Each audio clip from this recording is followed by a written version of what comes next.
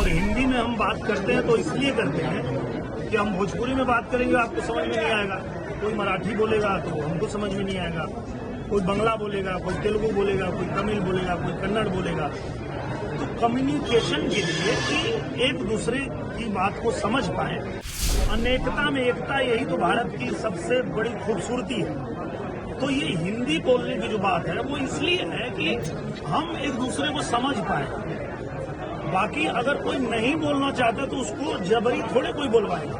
एक समय था जब बिहार से लोग जाते थे बच्चे परीक्षा देने, तो यही राज ठाकरे उनको मारता था, इनके गुंडे उनको मारते थे।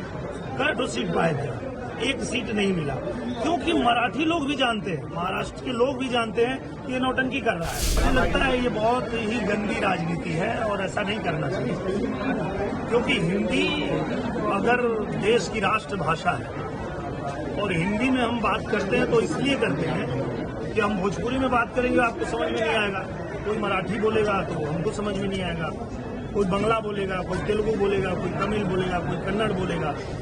तो कम्युनिकेशन के लिए कि एक दूसरे की बात को समझ पाए, चूंकि ये भारत देश जो है अनेकता में एकता का देश है। यहाँ अलग अलग भाषा बोलने वाले लोग रहते हैं, अलग अलग धर्म जाति संप्रदाय के लोग रहते हैं, यहाँ अलग अलग परंपरा को मानने वाले लोग रहते हैं। अनेकता में एकता, यही तो भारत की सबसे बड़ी खूबसूरती है। तो ये हिंदी बोलने की जो बात है वो इसलिए है कि हम एक दूसरे को समझ पाए। बाकी अगर कोई नहीं बोलना चाहता तो उसको जबरी थोड़े कोई बोलवाएगा।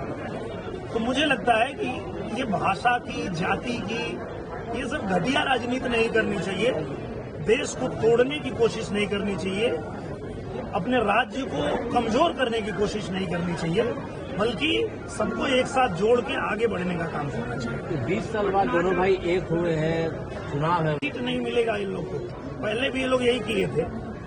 आपको याद होगा एक समय था जब बिहार से लोग जाते थे बच्चे परीक्षा देने, तो यही राज ठाकरे उनको मारता था, इनके गुंडे उनको मारते थे। कई सीट पाए थे, एक सीट नहीं मिला, क्योंकि मराठी लोग भी जानते हैं, महाराष्ट्र के लोग भी जानते हैं कि ये नौटंकी कर रहा है।